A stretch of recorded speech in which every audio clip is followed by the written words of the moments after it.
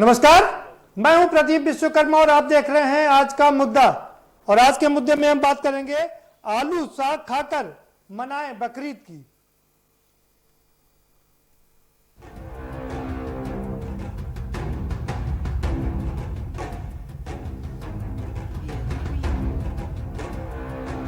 रहमान को ये ध्यान रखना चाहिए कि उनकी खाला की सरकार नहीं, भारतीय जनता पार्टी की सरकार है, नियम कायदे कानून से ही चले।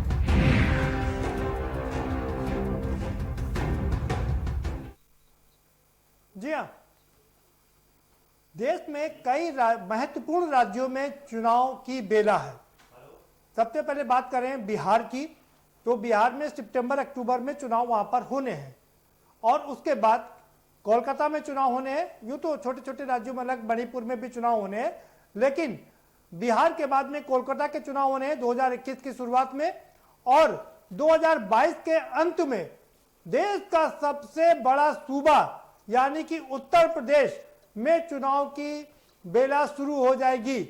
और 2022 के जनवरी 23 के जनवरी फरवरी में चुनाव यहां पर होना है। फरवरी मार्च की हम बात करें तो कह सकते हैं कि कुल मिलाकर के 3 बड़े राज्यों में चुनाव होना है। चुनाव की बेला स्टार्ट हो गई है और ऐसे में अपने अपने एजेंडे भी तय हो गए हैं। अब जरा गौर फरमाइए, समाजवादी पार्टी के सांसद शफीकुर रहमान बर्क वो कह रहे हैं कि बकरीद है, अगस्त की फर्स्ट वीक में बकरीद है, ऐसे में बकरा बाजार खोल देना चाहिए जिससे कि हम आराम से बकरीद मना सके।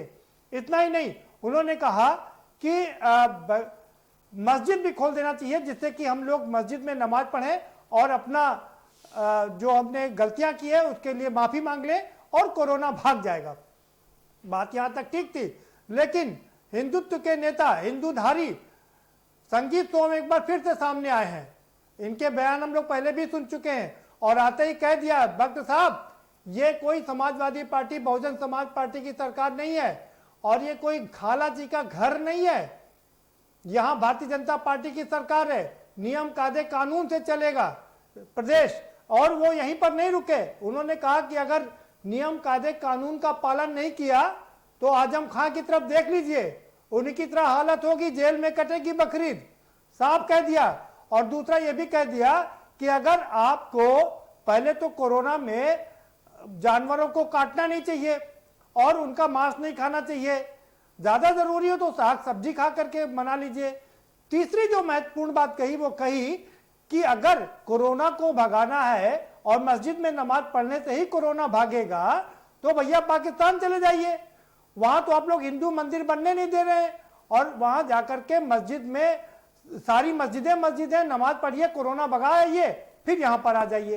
तो ये बेला शुरू हो गई है, हिंदू मुस्लिम शुरू हो गया है। हम इसी पर चर्चा करेंगे।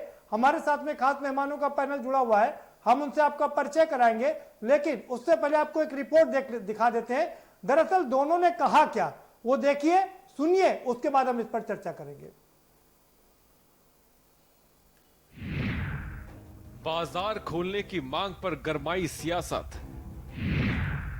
बीजेपी नेता संगीत सोम का जुबानी हमला। खाला की सरकार नहीं, बीजेपी की सरकार है। शफीकुर रहमान के बयान पर संगीत सोम के बोल।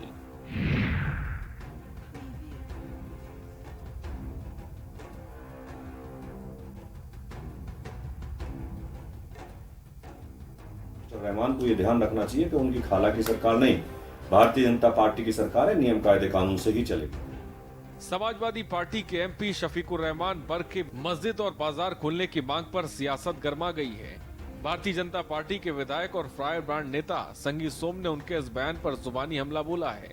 संगीत सोम ने कहा कि सांसद को पता होना चाहिए कि ये उनकी खाला की सरकार नहीं है, भाजपा की सरकार है और यहाँ कायदे और कानून से काम किया जाता है। दरअसल सपा सांसद शफीकुर रहमान बर्क ने वीडियो जारी कर दावा किया था कि जब तक देश के सारे मुस्लिम मस्जिदों में नमाज अदा नहीं करेंगे तब तक मुल्क से कोरोना वायरस महामारी को नहीं भगाया जा सकता। शफीकुर रहमान ने कहा कि मुस्लिमों को नमाज पढ़ने से कोई नहीं रोक सकता। इस दौरान उन्होंने ईद के मौके पर लगने वाले पशुओं के बाजार पर पाबंदी के लिए राज्य सरकार के प्रति अपनी नाराजगी जाहिर की। उन्होंने तर्क देते हुए कहा कि मुस्लिम समुदाय के लिए ईद उल अजहा बहुत बड़ा त्योहार है। जब मुसलमान जानवरों को खरीद नहीं सकेंगे तो त्योहार कैसे मनाएंगे। अब दोनों नेता आमने सामने आ गए हैं। पहले आपको सपा सांसद का वो बयान सुनाते हैं जिस पर राजनीति गर्मा गई है। आज भी हम चाहते हैं कि उससे बकरीद से पहले बाजार लगाया जाए ताकि हम वहाँ से जानवर ला सकें, उसकी कुर्बानी कर सकें। मस्जिदें और ईदगाहें खोली जाए यहाँ पर, चूँकि सारा मुसलमान नमाज पढ़ेगा और पूरी एहतियात से पढ़ेंगे। और हमारा ये यकीन है कि ये अल्लाह के दरबार में हम अपनी माफ़ी मांगने के लिए जा रहे हैं, तो वहाँ इसकी कोरोना के ख़त्म होने के लिए और मुल्क के हालात बेहतर होने के लिए और मुल्क की भलाई के लिए हम लोग दुआ करेंगे और अल्लाह हमारी सुनेगा इंशाअल्लाह। शफीकुर रहमान के बयान पर जवाब देते हुए बीजेपी नेता संगीत सोम ने तगड़ा प्रहार किया है। संगीत सोम ने कहा कि इस बार साग और आलू खाकर ईद बनाए। संगीत सोम के बोल यही नहीं रुके।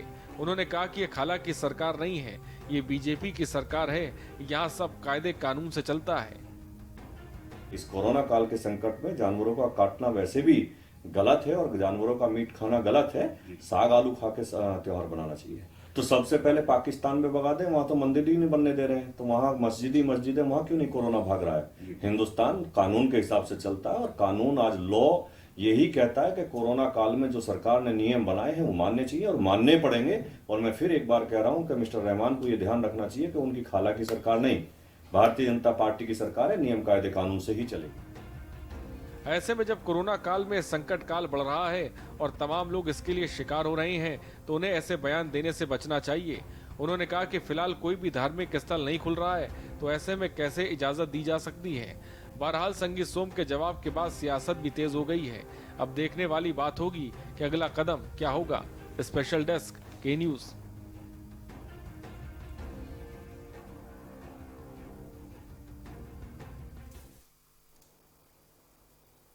जी हाँ, अब मैं आपको अपने मेहमानों से रूबरू करवा देते हैं। हमारे साथ स्वयं शफीकुर रहमान बर्क साहब जुड़ गए हैं, सांसद हैं समाजवादी पार्टी की तरफ से। बहुत स्वागत है बर्क साहब आपका। और एसपी सिंह बघेल साहब जुड़ गए हमारे साथ में, सांसद हैं भारतीय जनता पार्टी के। आपका भी बहुत स्वागत है बघेल साहब।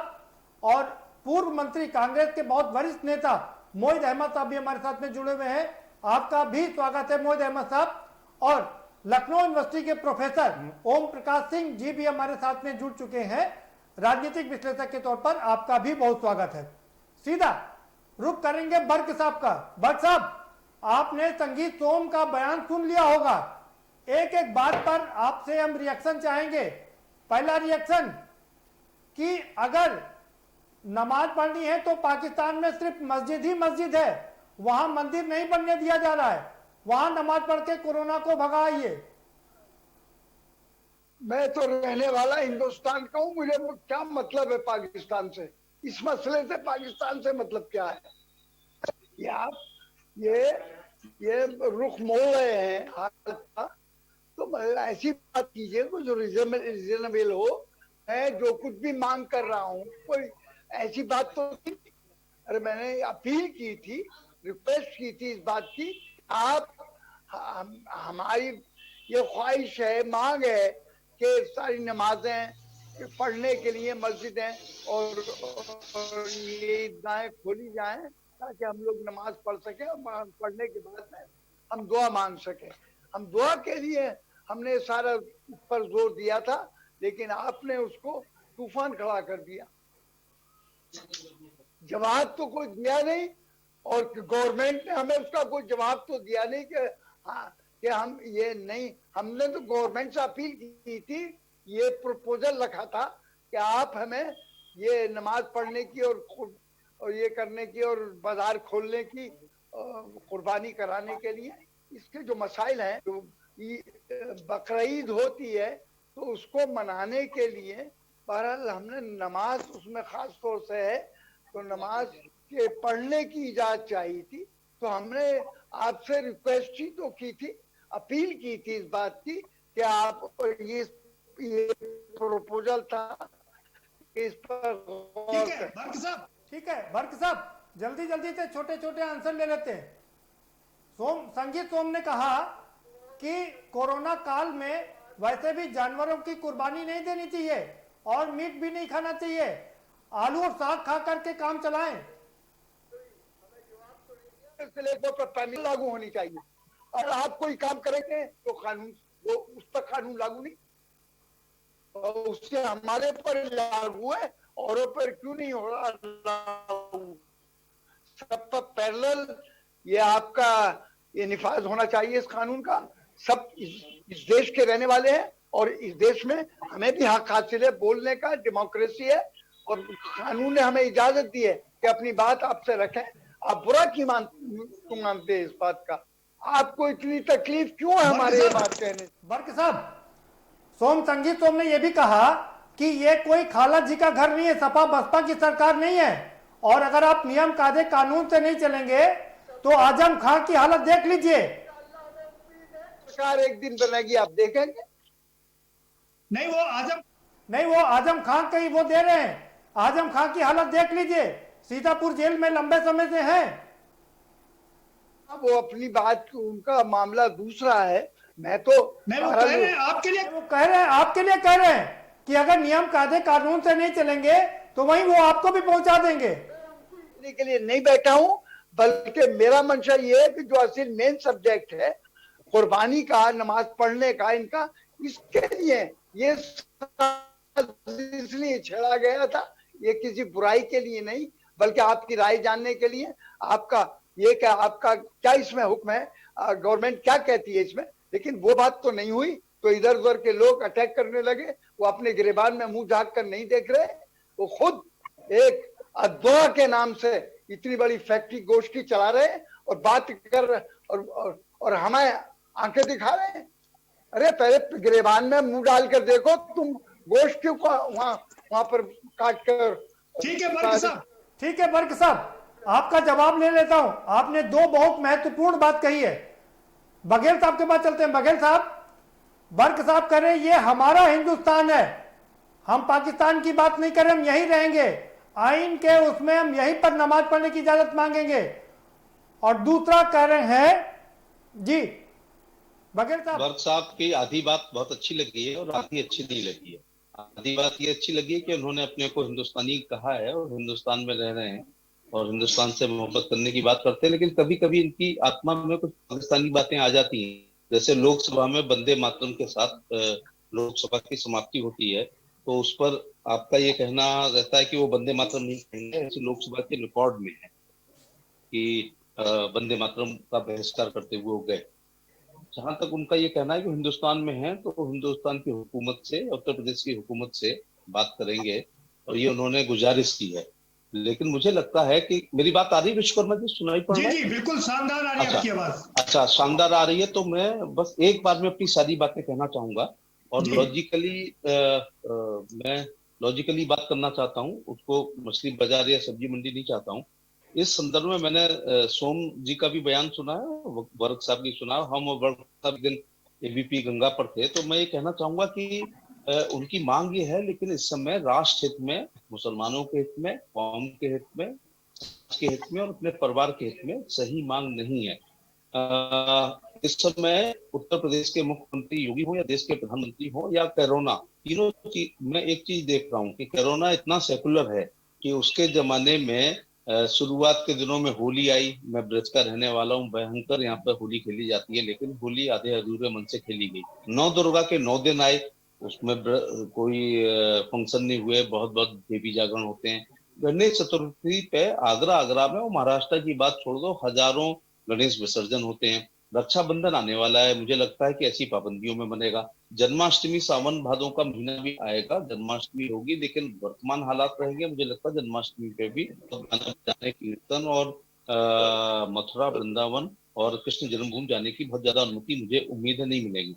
मैं धन्यवाद देना चाहूंगा कि हिंदुस्तान के मुसलमानों ने बहुत डिसिप्लिन का परिचय दिया और ईद उल फितर, जो बहुत रमजान का पवित्र महीना होता है, उसको बहुत शालीनता के साथ मनाया, घर में मनाया। और ईदगाह पर लाखों की संख्या में, मैं मेरठ में पुलिस में पोस्टिंग रही है, लखनऊ में मैं मिनिस्टर था, तो मैंने ईद, आगरा की हमारी अपनी आप जामा मस्जिद और ईदगाह बहुत बड़ी है, लाखों की संख्या में लोग नमाज पढ़ते हैं। और ऐसे समय बिल्कुल जैसे गुंजाई होती है ना, उस प्रकार से बहुत ही क्लोज में आकर के, और ईदगाह का ग्राउंड भर जाता है तो बाहर मैदान में, मैदान के बाद सड़क पर, ऐसा मैं देखता आया हूँ। तो अगर ये जो संभावना है 4-5 दिन में ये बकरीद की, उसमें अगर इसी प्रकार से नमाज होगी तो कोरोना पॉजिटिव की संक्रमण की संख्या बहुत बढ़ेगी। अब आप देखिएगा कि बुद्ध लोगों की जो बुद्धिस्ट हैं, हाँ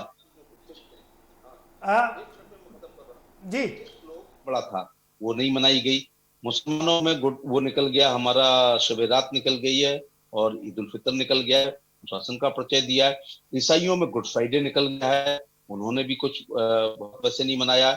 और जहां तक मैं सिख भाइयों की बात करता हूँ, वैसाखी पड़ी थी, अब अप्रैल में पड़ती है।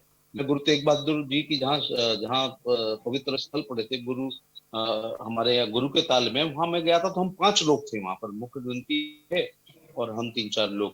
कहने का मतलब है कि इस दौरान होली की, हिंदुओं की होली, नवदुर्गा का जी भी ऐसे ही जा रहा है।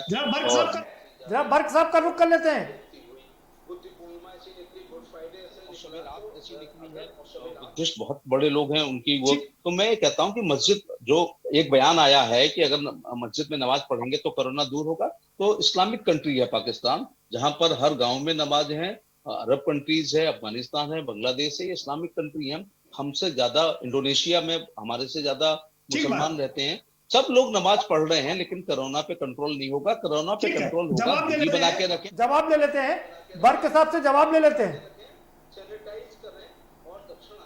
तबलीग जमात के लोगों ने आके टर्निंग पॉइंट बघेल साहब, लेकिन संगीत सोम जी ये कह रहे हैं ये कोई खाला जी का घर नहीं है, नियम कायदे कानून से चलना पड़ेगा, और अगर कायदे से नहीं चले तो जहां आजम खां है वहां पहुंचा देंगे। आप पहुंचा दीजिए अगर आपके बस में। वर्क साहब, इस मामले में मैं अपनी बात ये कहना चाहता हूं कि इसको शालीन तरीके से यूं भी कहा जा सकता है, और मैं कहना चाहूंगा कि ये देश आइन से चलेगा, आईपीसी से चलेगा, सीआरपी से, बिल्कुल आइन से चलना चाहिए, हमारी राय भी यही है। कानून से चलेगा। उसको कोई खाला का घर, उनका खाला का घर नहीं है तो हमारा भी मौसी का कानून सब पर बराबर तरीके से चलना चाहिए। कश्मीर से लेके कन्याकुमारी, कच्छ से लेके कामरूप तक, बिल्कुल ये मुल्क कानून मानना पड़ेगा, और इस मुल्क का सबका है। भाईचारा और ताना बाना मजबूत करना है, और आने वाले त्योहार में हमें ऐसे कोई बयान नहीं देना है जिससे सामाजिक सौहार्द खत्म हो, और बकरीद जो ईद उल जुमा आने वाली है उसमें किसी भी प्रकार से कोई तनाव हो। इसलिए सब लोगों को मिलकर के एक सामाजिक सौहार्द और तनाव है। लेकिन मैं इस बात को कंडेम कर रहा हूँ, गुजारिश करना बरक साहब का काम है। लेकिन देखो, बुद्ध पूर्णिमा नहीं मनाई गई है, बैसाखी नहीं मनाई गई है, हनुमान जयंती नहीं मनाई गई है। बर्क साहब से जवाब ले लेते हैं। बघेल साहब, कुछ और सवाल है? का परिचय दिया है तो कौम के बहबूदी के लिए, देश क्या मुसलमानों ने ईद उल फितर मनाई थी? अच्छी मनाई थी। मैं कह रहा हूँ बहुत अनुशासन से मनाई थी, और थोड़ा अनुशासन का और परिचय दें तो हम कोरोना पे लड़ाई जीत पाएंगे। सभी लोग, सभी धर्म के लोग अपने धार्मिक मान्यताओं में थोड़ा सा संयम बरतते हुए सामाजिक दूरी को बनाकर रखें, और ये संभव नहीं है। बर्क साहब, मैंने संभल भी देखा है, मैंने आपका सहसवान भी देखा है, गुन्नौर भी देखा है। नमाज के समय हजारों की संख्या में लोग आएंगे, लाखों की संख्या में आएंगे। ये 2 बड़े त्योहार हैं, ईद उल जुमा, इसमें ईदगाह पर और जामा मस्जिद और सभी छोटी मोटी मस्जिद लाखों में भीड़ होती है। जवाब ले लें बर्क साहब से। बर्क साहब, सवाल ये बहुत छोटे छोटे से आंसर। सवाल ये कि जैसे बघेल साहब ने भी कहा और सोम जी भी कह रहे हैं, पाकिस्तान हो, बांग्लादेश हो, या बहुत सी अरब कंट्रीज हैं जहां कोरोना का कहर बरप रहा है, वहां पर नमाज पढ़ने से क्यों नहीं चले गए? कोरोना भाग गया। अब ये तो अल्लाह बेहतर जाने, अब वो कि उन्होंने कोई इस किस्म की क्यों ऐसा हुआ, ये क्यों भी वहां पर ये बात नहीं सुनी। लेकिन बहरहाल हम तो अपने दिल की, अपने देश की बात कर रहे हैं। हमारे देश में भी करुणा है, हम चाहते हैं कि करुणा खत्म हो जाए। हर बच्चे आपके जज्बे को सलाम बर्क साहब। लेकिन सवाल ये उठ रहा है कि जब यहाँ पर अमरनाथ यात्रा रोक दी गई, कांवड़ नहीं चलने दिया गया, मंदिर खुले हैं, लेकिन लिमिटेड लोगों को ही परमिशन मिल रही है। सुनिए, चारों धाम बंद है, लेकिन आप बद्रीनाथ, केदारनाथ, जवाब तो नहीं दिया, लेकिन एकदम हमारे ओमकारेश्वर मुतमईन हो जाते। बर्क साहब, सवाल जवाब ये चाहिए कि जब लिमिटेड सब चीज की जा रही है और आपको 5 लोगों को मस्जिद में नमाज पढ़ने की इजाजत दी गई है, लोग पढ़ के नमाज कोरोना को भगा सकते हैं। विश्वकर्मा जी, एक शेर सुन लीजिएगा जी। मस्जिद है बहुत दूर, चलो यूं करें किसी रोते हुए को हंसाया जाए।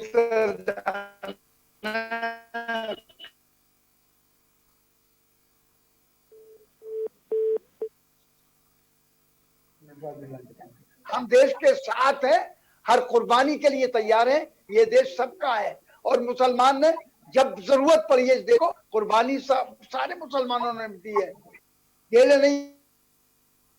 ये ठीक बात है। ये आप ठीक कह रहे हैं बर्क साहब, ये मैं पहले भी कह चुका हूं, आपके देश के लिए, देश के प्रति जज्बे के लिए आपको सलाम। लेकिन बघेल साहब शेर सुना रहे हैं कि मस्जिद है, चलो यूं कर ले किसी रोते हुए को हंसाया जाए। रोते हुए बच्चे को हंसाया जाए। मंदिर है बहुत दूर, चलो यूं कर रहे हैं किसी रोते हुए बच्चे को हंसाया जाए। और देखो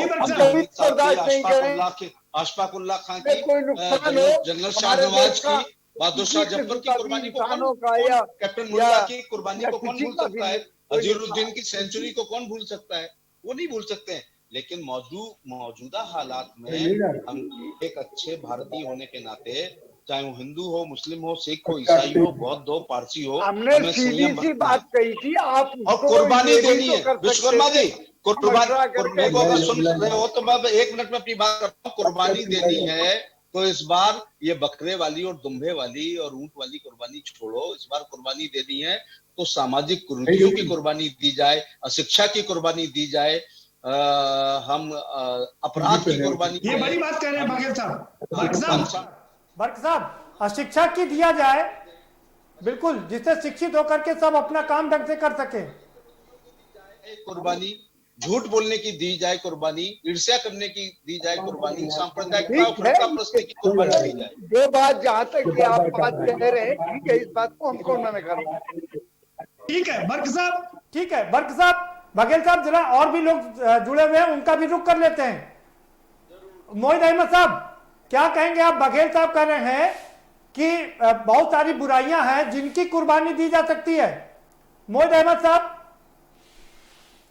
बघेल साहब कह रहे हैं बहुत सारी ऐसी चीजें हैं, बुराइयां हैं जिनकी कुर्बानी दी जानी चाहिए, अशिक्षा की कुर्बानी दी जानी चाहिए, जिससे शिक्षित होकर के सब बढ़िया पढ़ सकें। साहब को जानता हूं, बघेल साहब संगीत सोम नहीं हो सकते। बघेल साहब ने जितनी बात कही है, बघेल साहब देख लीजिए, आपको लुभाने की कोशिश कर रहे हैं। 100% सही कहे हैं। भाईचारा, सौहार्द देश में बना रहे और इससे बढ़ के कुछ नहीं हो सकता। मगर उसके लिए भी मुसलमानों ने ईद नहीं मनाया, बारावफात नहीं मनाई, बकरीद नहीं मनाई। खुद शाही इमाम बुखारी ने जामे मस्जिद में कहा कि नमाज पर रोक लगा दी जाए जब बड़ा हुआ था। तो एहतियात की जा रही है और एहतियात करना चाहिए। मगर संगीत सोम साहब का नजरिया दूसरा है, उनका उद्देश्य दूसरा है। इनको सिर्फ हिंदू और मुसलमान करना है, हर चीज में करना है। अब ये है, मैं एक मिसाल देना चाहता हूँ। ये तो हर चीज में हिंदू मुसलमान तलाश लेते हैं।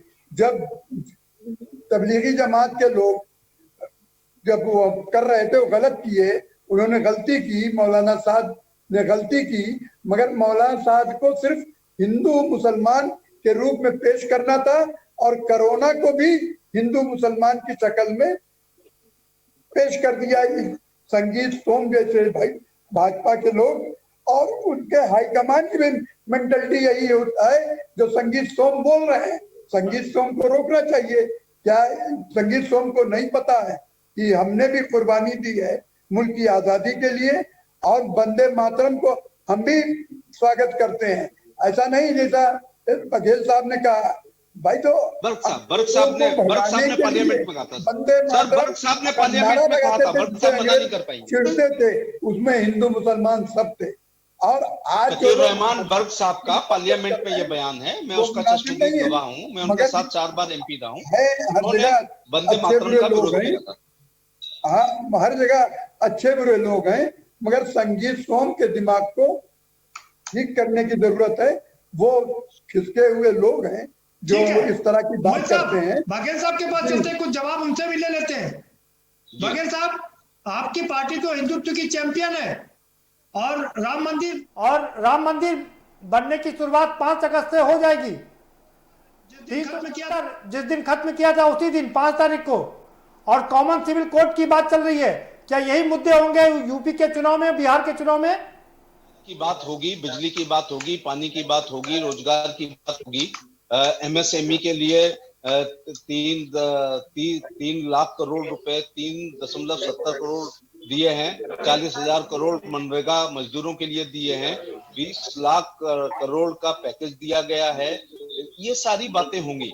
और चाइना के लिए 1 इंच वो कर नहीं पाया। आजादी के बाद पहली बार हुआ है कि चाइना को मुंह की खानी पड़ी है। कूटनीतिक में हमारी जीत हुई है। अमेरिका हमारे खिलाफ नहीं बोला, जापान हमारे खिलाफ नहीं बोला, रसिया हमारे खिलाफ नहीं बोला। लेकिन संगीत सोम जी जो भाषा बोल रहे हैं और मोहित अहमद साहब कह रहे हैं कि वो चैंपियन है इन सब चीजों के, क्या कहेंगे? मेरा कहने का मतलब है, ये देश लघु उद्योगों का देश है, ये BPL का देश है। हम लोगों ने 80 करोड़ लोगों को लिए राशन कार्ड की व्यवस्था की है, राशन का भोजन हुआ है। प्रधानमंत्री ने 20 लाख करोड़ का पैकेज दिया है। 40,000 करोड़ केवल मनरेगा मजदूरों के लिए दी है। 3.70 लाख करोड़ जो है, लाख करोड़ रुपए MSME के लिए दिया गया है। तो मजदूर लोग गांव में गए हैं तो मनरेगा उनका स्वागत कर रही है। ठीक है सर, तमाम चीजें मुद्दे। एक ब्रेक ले लेते हैं, बहुत छोटा सा। बर्क साहब को जाना भी है, वो थोड़ी देर हमारे साथ और भी रहेंगे और सबसे पहले उन्हीं के पास चलेंगे छोटे से ब्रेक के बाद। तो सवाल यही उठ रहा है कि क्या एक बार फिर से चुनाव की लहर पूरे देश में चलने वाली है, क्योंकि 3 बड़े राज्यों में चुनाव होना है और ऐसे में जिस चीज की चैंपियन है पार्टियां, वो फिर से वही कवायद शुरू हो चुकी है।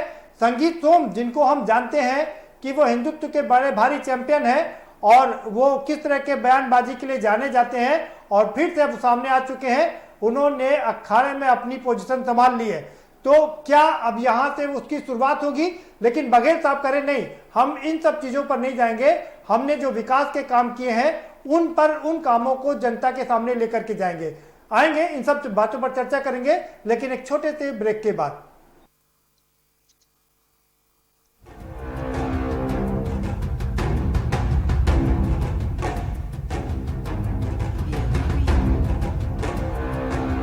रहमान को ये ध्यान रखना चाहिए कि उनकी खाला की सरकार नहीं, भारतीय जनता पार्टी की सरकार है। नियम कायदे कानून से ही चलेगी।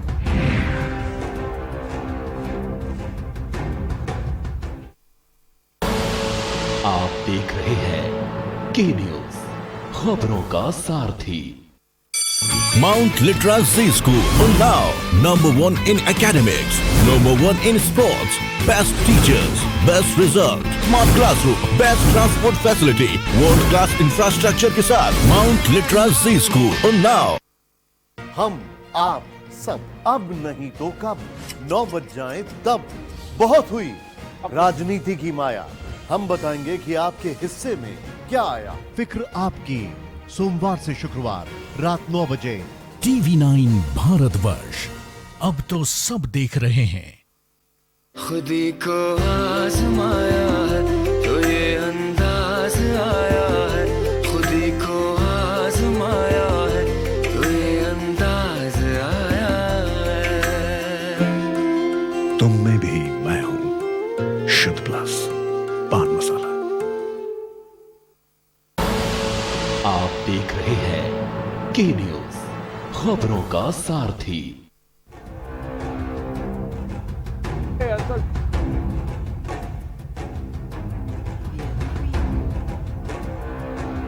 रहमान को ये ध्यान रखना चाहिए कि उनकी खाला की सरकार नहीं, भारतीय जनता पार्टी की सरकार है। नियम कायदे कानून से ही चलेगी।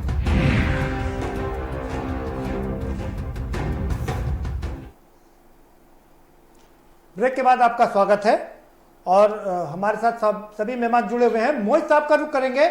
मोहित साहब, बघेल साहब ने कहा कि वंदे मातरम ना गाने का बयान कोई भाजपा का नहीं है। बर्क साहब ने खुद संसद के अंदर ये बयान दिया था, क्या कहेंगे आप? आज तो बर्क साहब बड़े सौहार्द की बात कह रहे हैं कि मतलब हम भी कौम के साथ हैं, हम सबके साथ हैं और मोहब्बत से चलना चाहिए इस मुल्क को। तो इसमें बर्क साहब तो सही कह रहे हैं। कहा होगा तो मैं उसको उस वक्त की बात मैं नहीं जानता, मगर मैं खुद कायल हूं कि वंदे मातरम जब अंग्रेजों को भगाने के लिए नारा बन गया था और अपने मुल्क की मिट्टी से मोहब्बत करने की बात कही गई है, तो इसमें तंग नजरी नहीं होनी चाहिए। और लेकिन किसी ने भी कहा है शुरू में तो तंग नजरी दिखाई थी ना। मुझे कोई बात सुनिए, मैं चला जाऊंगा। उस समय वंदे मातरम को लेकर के अंग्रेजों ने हिंदू मुस्लिम को अलग अलग करने की कोशिश की थी और काफी हद तक वो इसमें दरार डालने में सफल भी हो गए थे। की चाल थी जो पाकिस्तान बना। आज भी कोई मुसलमान पाकिस्तान का समर्थक नहीं है, मगर संगीत सोम जैसे लोग हर चीज में पाकिस्तान और मुसलमान जोड़ देते हैं। ये इनकी पार्टी का कुछ लोगों का उद्देश्य है। इनके यहाँ IT सेल है जिसमें 2,500 लोग हैं। उनका सिर्फ बघेल साहब आपकी बात का जवाब देना चाह रहे हैं। मोहित साहब मुझे सुन लीजिए, हिंदू जवाब तो ले लीजिए। निकाल देता हूँ। मौलाना साहब क्या भाग गए, कहीं चले गए? सबकी नॉलेज में है, मगर तबलीगी जमात का मामला लेकर के हिंदू मुसलमान किया गया। वो कार्रवाई करें, जो भी कोरोना के नियम है और जो भी गाइडलाइन है उसका जो भी पालन न करे उसके खिलाफ कार्रवाई की जाए, चाहे वो आजम हो या कोई हो। जो कानून कायदा मानता है और जो कानून कायदा को तोड़ रहा है उसके खिलाफ कार्रवाई करने में मैं कुछ नहीं हूँ। जो बघेल साहब ने कहा IPC और CRPC मोहित साहब कि संविधान से देश चले, संविधान को ताक पे रख करके भाजपा पार्टी चला रही है। इसका मैं कायल नहीं हूँ और इसका मैं विरोध करता हूँ। ठीक है, बघेल साहब आप अपनी विश्वकर्मा जी, हाँ मैं ये कहूंगा कि राजा जो है वो समदर्शी होनी चाहिए। अब तो रानी के पेट से राजा नहीं पैदा हो रहा है, बैलेट बक्से से पैदा हो रहा है और सेवक पैदा हो रहा है, चौकीदार पैदा हो रहा है। वो समदर्शी होना चाहिए और वो समदर्शी हैं भी। जैसे मैंने देखा कि होली पर कोई गाइडलाइन चेंज नहीं हुई, नव दुर्गा पे गाइडलाइन चेंज नहीं हुई, गणेश चतुर्थी पे चेंज नहीं हुई, अभी तक कोई आदेश नहीं आया है। इसी प्रकार से बुद्ध जयंती, बुद्ध पूर्णिमा मनाई गई तो उनको समदर्शी देखा गया। हमारे मुस्लिम भाइयों की ईद उल फितर हुई, गाइडलाइन कोई चेंज नहीं हुई है। सिखों के लिए बैसाखी और गुरु तेग बहादुर की जयंती पे कोई चेंज नहीं हुई, गुड फ्राइडे चेंज नहीं हुई। शबे रात मेरे ख्याल से हुई थी, शबे रात पर भी सब लोगों ने कोई गाइडलाइन चेंज नहीं हुई। कोरोना भी समदर्शी है, कोरोना से बड़ा सेकुलर कोई नहीं है। उसने चारों धर्मों के, पांचों धर्मों के त्योहार को नहीं मनने दिया, नंबर एक बात। लेकिन हम मुख्यमंत्री और प्रधानमंत्री की भी तारीफ करना चाहेंगे कि ऐसा नहीं है कि मुसलमानों के त्योहार आ गए तो सख्त हो गए कानून, ईसाई के आ गए तो सख्त हो गए। हिंदुओं के त्योहार, नौ दुर्गा आप देखो 100 गज पर वो मनाई जाती थी, कीर्तन होते थे और अपने भंडारे चलते थे। आप लखनऊ और कानपुर में आप देख रहे हैं कि किस प्रकार से हनुमान जयंती मनाई जाती थी, जगह जगह भंडारे होते थे। तो जो सरकार है, सरकार एकदम समदर्शी है। उसने किसी का भी, दक्षिण भारत का बहुत बड़ा प्रोग्राम ओणम जो है वो भी ऐसे ही मनेगा। तो मेरा कहने का मतलब है कि कौन कुर्बानी को भूल सकता है? बार बार क्यों कहा जाता है कुर्बानी को? 1947 में देश आजाद हुआ था तो एक बड़ी बात खुले रूप से कही गई थी, जो हिंदुस्तान का मुसलमान हिंदुस्तान में रहना चाहे, हिंदुस्तान रह सकता है, पाकिस्तान जाना चाहता है, पाकिस्तान जा सकता है। जो मौलाना अब्दुल कलाम आजाद पे के कहने पर या महात्मा गांधी के आह्वान पर जो देश का मुसलमान ये सोच के हिंदुस्तान में रह गया कि देश हमारा है, यहाँ का आईन हमारा है, यहाँ का बहुसंख्यक हिंदू हमको प्यार करेगा, इस देश की हवाएं हमारी हैं, इस देश की फिजाएं हमारी हैं, तो हम कैसे भूल सकते हैं? अशफाकुल्लाह खां जंग आजादी की लड़ाई लड़े, जनरल शाहनवाज ने अपनी जवानी के बेहतरीन दिन आजाद हिंद फौज में गुजारे, बहादुर शाह जफर के बुढ़ापे के कष्टकारी दिन इस देश की आजादी के लिए अंग्रेजों से लड़ते हुए बर्मा की रंगून की जेल में गुजरे। कैप्टन मुल्ला इलाहाबाद का केवल नेवी का कैप्टन था, इस परंपरा को निभाने के लिए पानी में डूब गया कि कैप्टन नहीं भगता है, जब पानी का जहाज डूबता है तो वो चाहते तो भाग सकते थे। अब्दुल हमीद साहब ने पैटर्न टैंक उस जमाने में गिराए। अजरुद्दीन के हम लोग सेंचुरीज को नहीं भूल सकते हैं। फॉर एग्जाम्पल असलम शेर खान ने जब पाकिस्तान पर गोल ठोका था, उससे हमको एशियाड जिताया था, मैं कभी नहीं भूल सकता। तो बस ये है कि कोई बात इस समय जो हमारे वर्क साहब बहुत सीनियर हैं, मैं उनके साथ 4 बार MP रहा हूं, अभी भी उनके साथ हूं, उनको ऐसी बात अभी इसलिए नहीं कहना चाहिए कि मैं आगरा में हूं, आगरा पॉजिटिव नंबर 1 पे है, आगरा में डेथ सबसे ज्यादा हो रही है। इसका कारण केवल सोशल डिस्टेंसिंग को ना रखना, अपने को सैनिटाइज ना करना और अपने लक्षण आने पे प्रशासन को ना बताना। अगर कोई जवाब ले ले, हिडन कोरोना पॉजिटिव घूम रहा है तो सोसाइटी को खराब करेगा। मेरे को दोनों ईद की नवाजें पता है भैया, पुलिस में भी रहा हूं और समाजवादी पार्टी में भी रहा हूं, मैं उसको मना नहीं कर सकता हूं। तो ईदगाह लाखों की संख्या में आते हैं, अमीर गरीब सब लोग आते हैं। ठीक है, जवाब ले लेते हैं। आपने बहुत मौजूद सवाल उठाए, आपस में बहुत छूते हैं और बोला जाए तो गले मिलेंगे तो हम ट्रांसफर करेंगे। ये मुसलमानों के हित में नहीं है, ये हिंदुओं के हित में नहीं है, ये देश के हित में नहीं है, ये दुनिया के हित में नहीं है, ये इंसानियत और मानवता के हित में नहीं है। इसलिए मैं हाथ जोड़ के निवेदन करना चाहूंगा कि ईद उल जुमा पर इस प्रकार की मांग ना रखें, जिससे फिर हमारे कंट्रोल से बाहर हो जाए। आप देख रहे हैं दुनिया के विकासशील देशों के राष्ट्रपति आंख में आंसू ला। जवाब ले लें मोहित साहब का। मोहित साहब, बघेल साहब ने बहुत कुछ सॉलिड क्वेश्चन उठाए, बहुत मौजूद सवाल उठाए कि नवरात्रि हुई, कई जगह जगह पर पंडाल लगते थे, रात भर पूजा होती थी, गैदरिंग होती थी, वो नहीं हुई। कांवड़ यात्रा में लाखों कांवड़िये निकलते थे, वो नहीं हुए। उसके अलावा तमाम हिंदुओं के त्योहार थे, वो इसलिए नहीं मनाए गए क्योंकि कोरोना था। तो मस्जिद में नमाज पढ़ने की, वो भी बल्क में नमाज पढ़ने की क्या जरूरत पड़ गई है? जो कुछ बघेल साहब ने कहा है सही कहा है। हम लोगों ने भी अपनाया है, मुसलमानों ने भी अपनाया है, गैर मुस्लिमों ने भी अपनाया है, हर त्योहार को लोगों ने त्यागा है। मैं बघेल साहब से निवेदन करूंगा कि संगीत सोम साहब का दिमाग साफ कर दें कि जिस लाइन पे आप बोल रहे हैं उसी लाइन पे ये बोलना संगीत सोम साहब भी शुरू करें। मक्के और मदीना जैसी जगह में लोगों में ताला लगा दिया मस्जिदों में और नमाजें नहीं हुई है, ईद नहीं हुई है। मक्के और मदीने में हिंदुस्तान की सभी मस्जिदें जिसमें नमाज नहीं हो रही है, अगर कहीं हो रही है तो सोशल डिस्टेंसिंग के साथ हो रही है, जितना मतलब 2 गज की दूरी पर है हो रही है। और मैं कहता हूं कि जो भी कानून कायदे बने हैं उसको सबको पालन करना चाहिए, सबको मानना चाहिए। मोहित साहब, एक बघेल साहब ने एक बहुत मौजूद सवाल किया है, वो मैं भी आपसे समझना चाहता हूं।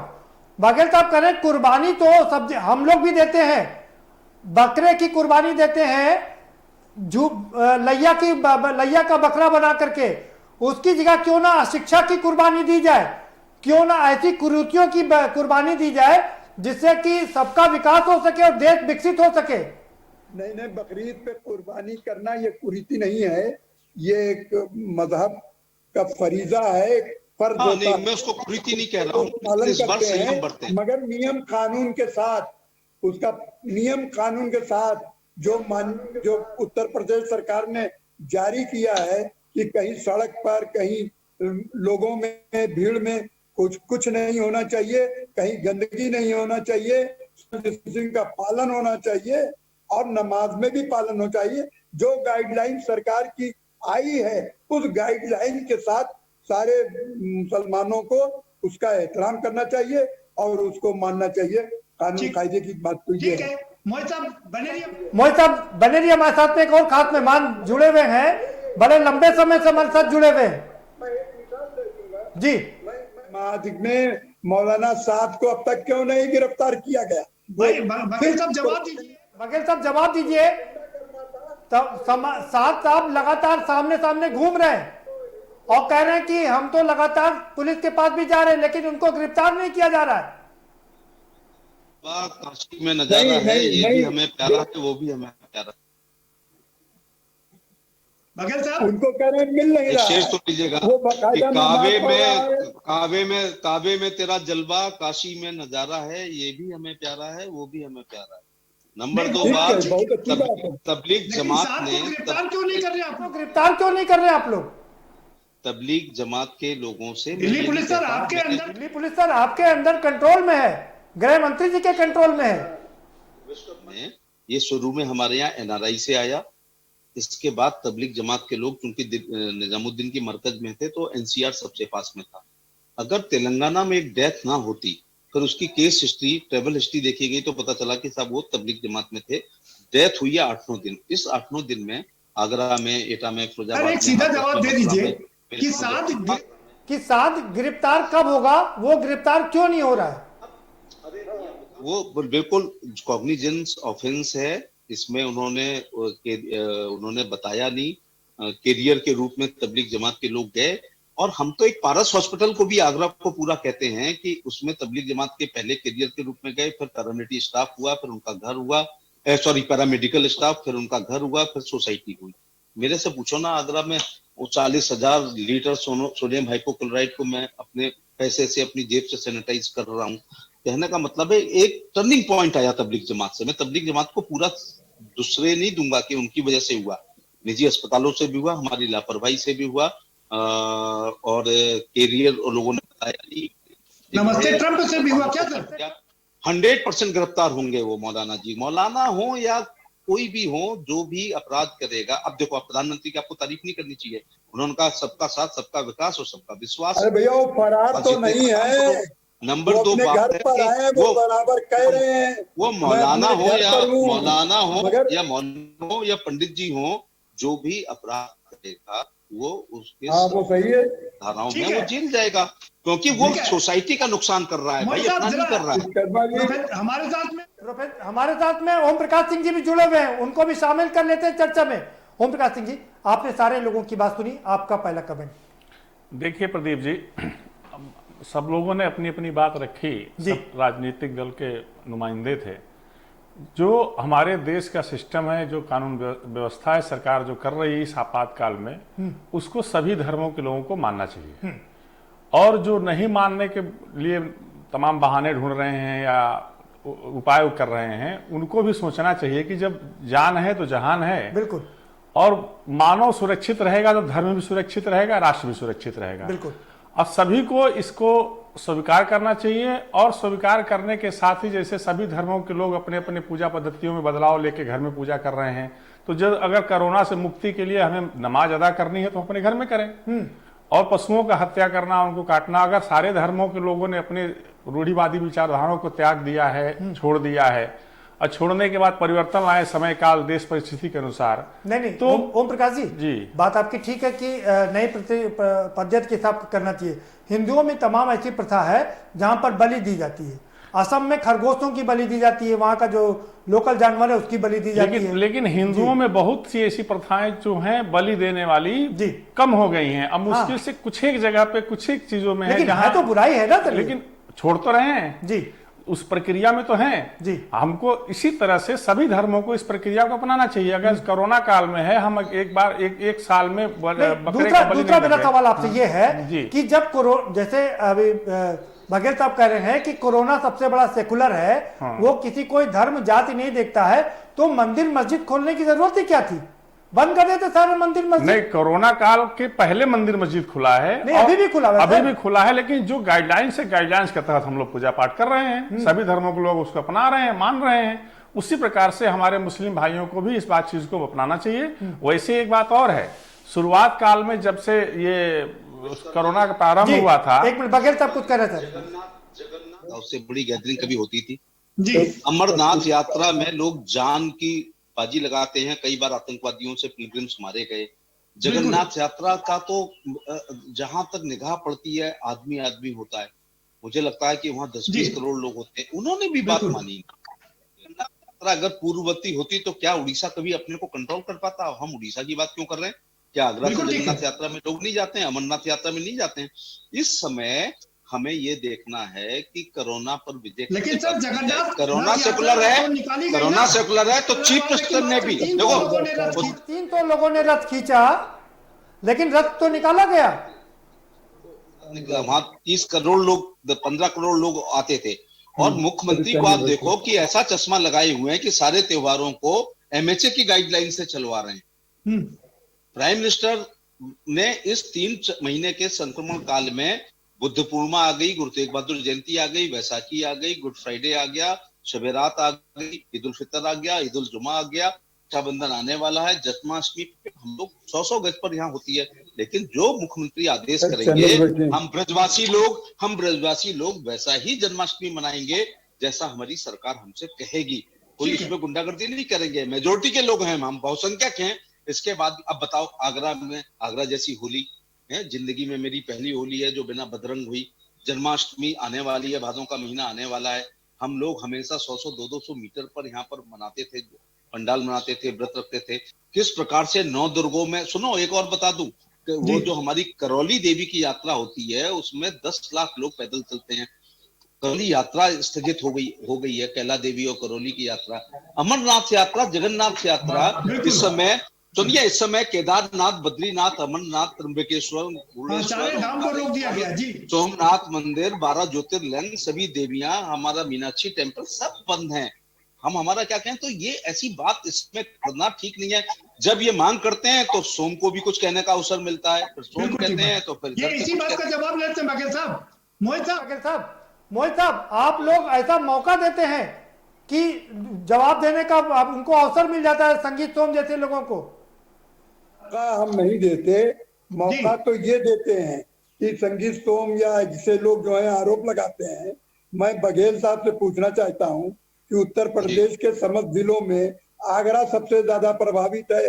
वो इसलिए कि नमस्ते ट्रम्प वहां भी हुआ था।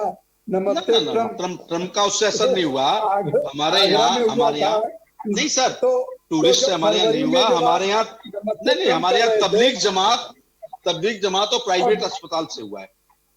WHO ने जब जनवरी में ऐलान कर दिया था कि कोरोना का ये अरे ट्रम्प मुंबई नहीं गया, ट्रम्प धारावी नहीं गया, ट्रम्प आजमगढ़ नहीं गया, ट्रम्प लखनऊ नहीं गए। अरे भाई लखनऊ ट्रम्प लखनऊ नहीं गए, ट्रम्प कानपुर के न्यूज जहां से आती है, ट्रम्प कानपुर नहीं गए। कानपुर कौन से पीछे है? ट्रम्प नहीं गए, हमारे पिताजी हो रहे हैं वो। ट्रम्प इंदौर नहीं गए, इंदौर आगरा से ऊपर है। ऐसे नहीं बहानेबाजी करो। सबसे ज्यादा आगरा में है।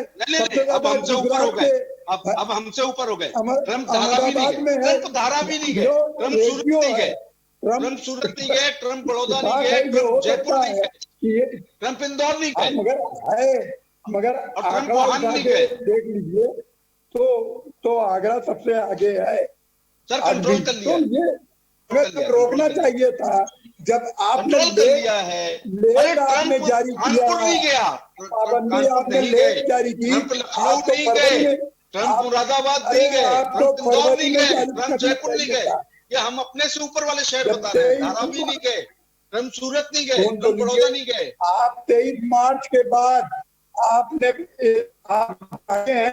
पाबंदी लगाई कि हम लॉकडाउन करेंगे। 23 मार्च के बाद मुझे पतझड़ों की कहानियां सुना के नवदास कर, नए मौसमों का पता बता, जो गुजर गया सो गुजर गया। अब इस पे कैसे बात तो आप बहुत अच्छी है, तब सब लोग एक होकर के इसमें विजय प्राप्त करो। आपने लेट किया, इसकी वजह से ये बीमारी ज्यादा बढ़ी। आज हिंदुस्तान नंबर 2 को क्रॉस करने जा रहा है, नंबर 1 में पहुंच जाए 2040 में। ये अनुशासनहीनता की वजह से मोदी जी ने वैश्विक राजनीति और दूरदर्शी नेता का परिचय देते हुए जब देश में 5.5 थे तो लॉकडाउन कर दिया, जन कर्फ्यू लगाया। अपनी तरफ से सारे मेजर ऑलवेज बेटर किया। हुजूर आते आते आपने बहुत देर कर दी। आपको बहुत पहले इस पर एक्शन लेना चाहिए था, मगर पहले आपका मकसद दूसरा था कि हम हजरत हमने गिराने के चक्कर में लॉकडाउन बहुत देर में शुरू किया। सर नहीं, लॉजिक पे बात करो। मैं जब पैनल पे तभी आता हूँ जब लॉजिक वाले बैठो। 550 हिंदुस्तान में पॉजिटिव थे, तब मोदी जी ने दूरदर्शिता का परिचय देते हुए लॉकडाउन किया, जन कर्फ्यू किया, और कश्मीर से लेकर कन्याकुमारी से लेकर कामरूप तक बिना IPC CRPC पुलिस रेगुलेशन के, बिना पुलिसिंग के पहली बार हिंदुस्तान की जनता ने अपने नेता में विश्वास करते हुए 100% जन कर्फ्यू लगाया। वो यही तो कह सकते हैं, देखो अल्लाह ताला या ईश्वर ने ये बीमारी किसको दी है? हम हिंदुओं में कहते हैं, आप उससे एग्री ना हो, कि 84 लाख योनि है। विश्वकर्मा जी 83,99,999 को इसका कैरियर भगवान ने नहीं बनाया। इसको किसको बनाया? जैसे वर्क साहब कह के गए हैं कि अल्लाह ताला ने बनाया, वही खत्म करेंगे। तो अल्लाह ताला हो, भगवान हो, गॉड हो, सब लोगों ने, बुद्ध जी हो, सबने मिलकर अगर बनाया है तो लेकिन मैं उनका लाख लाख शुक्रिया अदा करता हूं कि 84 लाख योनि में, अगर ये नहीं मानते हैं मोहतरम 84 लाख, तो मैं बायोलॉजी में बोलता हूं, मैमल्स होते हैं, रेप्टाइल्स होते हैं, पक्षी होते हैं, ठीक है, इंसेक्ट्स होते हैं, किसी में इसको कैरियर नहीं बनाया। जो उनकी सर्वोत्तम कृति है इंसान, उसको कैरियर बनाया। और वो अनुशासन। आप तो बहुत अच्छी बात कर रहे हैं, मोहित साहब और बर्क साहब भी यही कह रहे थे कि आप बहुत अच्छी बात कर रहे हैं, लेकिन सोम जैसे लोग मुसलमानों को पाकिस्तान भेजने पर आमादा रहते हैं। प्रधानमंत्री का एक स्लोगन है, पिछली बार था सबका साथ सबका विकास, इस बार शपथ लेती का सबका विश्वास। सब में हिंदू, मुस्लिम, ईसाई, पारसी आते हैं। इसमें कश्मीर से लेकर कन्याकुमारी आती है, इससे कच्छ से लेकर कामरूप तक हिंदुस्तान के भूभाग में रहने वाले हमारे हिंदुस्तानी लोग हैं। तो सबको लेकर के हमें चलना है। मैंने कहा था ना, आजादी के समय ऑप्शन था, जो लोग क्या आप उस संगीतों को समझाएं? आप उस संगीतों को समझाएंगे? कोई हाईकमान नहीं हूं मैं, कोई उनका बॉस नहीं हूं। विचार और व्यक्ति की स्वतंत्रता है, वो अपनी बात कहते हैं, मैं अपनी बात कहता हूं। एक शेर और सुन लीजिए। वैसे तो और भी सुखनवर हैं दुनिया में, कहते हैं गालिब का अंदाजे बयां कुछ और है, तो मेरा अंदाजे बयां कुछ और है, बर्क साहब का कुछ है, हजरत का कुछ और है, संगीत का कुछ और है। आपका फाइनल कमेंट, आपको भी शायद जाना, अपना फाइनल कमेंट देके जाइए। शेर सुना दिया बघेल साहब ने आपको। बात कर रहे हैं, मैं इनके शेर को अप्रिशिएट करता हूं और इनके नजरिए को भी मानता हूं, और ये सौहार्द की बात कर रहे हैं, ये मैं इनको अप्रिशिएट करता हूं। इन्हीं लफ्जों के साथ मैं इनसे दुआ करूंगा, इनसे निवेदन करूंगा कि बघेल, ये संगीत सोम जैसे लोग जो हैं या और जो लोग हैं, इनको इतना हार्डलाइनर होने से रोकिए, ये फर्जी हिंदुस्तान के माहौल को खराब न करें। नहीं, लेकिन मौका तो आप ही लोग देते हैं ना मोहित साहब। हम प्रार्थनाओं में आपको याद रखेंगे, आप दुआओं में हमको याद रखें, और कोरोना हमारा सबसे बड़ा दुश्मन है। मोहित साहब, सवाल ये है कि आप लोग मौका तो आप ही लोग देते हैं। बर्क साहब ने शुरुआत किया इसकी। जगह होते हैं, उनकी बात में नहीं करता। हर समाज उन्होंने संसद के अंदर वंदे मातरम कहने से मना किया। जहाँ कानून कायदा जो तोड़ रहा है, हिंदुस्तान की जो गंगा जमनी तहजीब है, उसको जो तोड़ रहा है, उसको जो खत्म कर रहा हो, उसके खिलाफ सबको मिलके आवाज बुलंद करनी चाहिए। इन्हीं लफ्जों के साथ मैं आपसे बहुत शुक्रिया। ठीक है, बहुत शुक्रिया। ठीक है जी। कमेटी से हुई है जी। संभल लोकसभा में माई सबसे ज्यादा है, माई समझ गए ना? जी। वरना मुलायम सिंह जी, हमारे नेताजी का वहां कोई नाला नहीं गड़ा है। वो चुनाव लड़ने संभल गए, वो मुसलमान और यादवों की दम पे गए जी। एक बार लोकसभा में रहे, वहीं से रहे। शकील रहमान साहब इस आंधी में भी जीत करके आए हैं। तुर्की मुसलमान वहां बहुत ज्यादा हैं, उनकी टोपी से आप समझ सकते हैं। उनकी राजनीतिक मजबूरी है इस प्रकार की बातें करना, लेकिन अपनी लोकसभा के लिए हम देश को संकट में नहीं डाल सकते। बिल्कुल ठीक है। और ये आपने बहुत मौजूद बात कही, क्योंकि बर्क साहब की लगता है मजबूरी है। यहाँ मुसलमान और यादव की वजह से मुलायम सिंह जी वहां गए, रामगोपाल जी वहां गए, और बदायूं उसके बगल में कभी शरद यादव जी गए, शकील रहमान साहब बर्क पिछली बार भी केवल 10,000 से हारे थे। वो उनसे पूछें जी। चलिए ठीक है प्रोफेसर। ठीक है प्रोफेसर साहब भी जुड़े हमारे साथ में। ओम प्रकाश जी, क्या कहेंगे आप?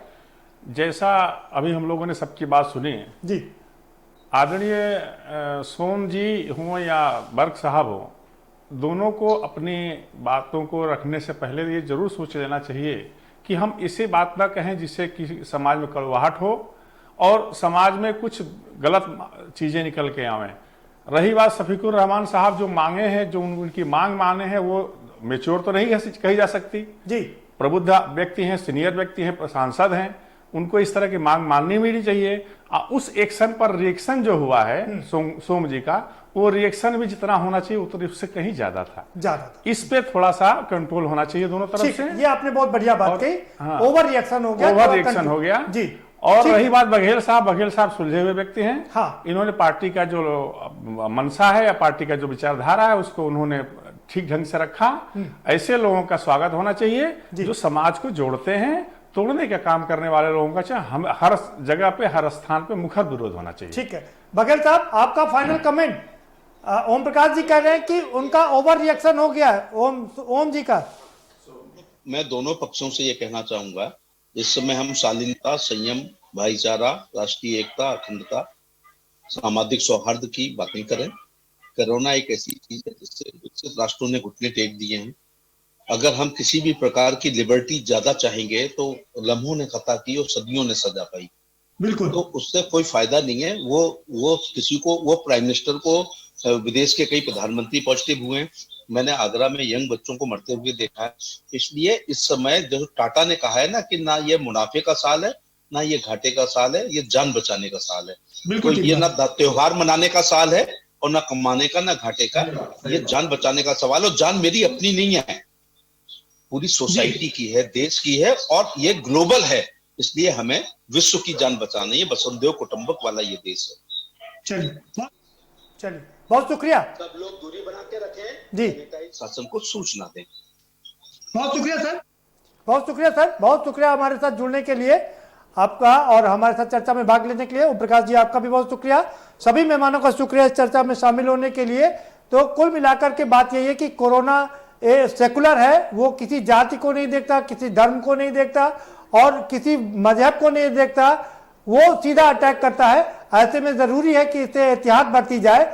और संगीत सोम ने ये ठीक बात कही और बघेल साहब ने भी बिल्कुल साफ बात कही कि अगर मस्जिद में नमाज पढ़नी है तो बांग्लादेश है, पाकिस्तान है, तमाम ऐसी कंट्रीज हैं जो सिर्फ मुस्लिम कंट्रीज हैं। अगर कोरोना नमाज पढ़ने से भाग जाता तो यहाँ क्यों नहीं भागा? ऐसे में उनकी ये मांग शायद जायज नहीं है। और दूसरा, जो संसद के अंदर उन्होंने वंदे मातरम ना कह के कि भी एक सवाल उठाया था, उसको लेकर के भी मोदी साहब ने भी सवाल उठाया है कि स्वतंत्रता संग्राम के आंदोलन में सब ने वंदे मातरम गाया था, इसलिए उस पर ऐतराज नहीं करना चाहिए। लेकिन सवाल यही है कि क्या चुनाव का मौसम है और चुनाव के मौसम में ये होना बहुत जरूरी है? इस पर जनता ध्यान रखे और यही राजनीति है। हम लगातार अपने दर्शकों से कहते हैं कि सीखिए राजनीति और कीजिए राजनीति। फिलहाल इस कार्यक्रम में इतना ही। आप हमें दीजिए इजाजत और बाकी खबरों के लिए देखते रहिए के न्यूज इंडिया। अगर न संभले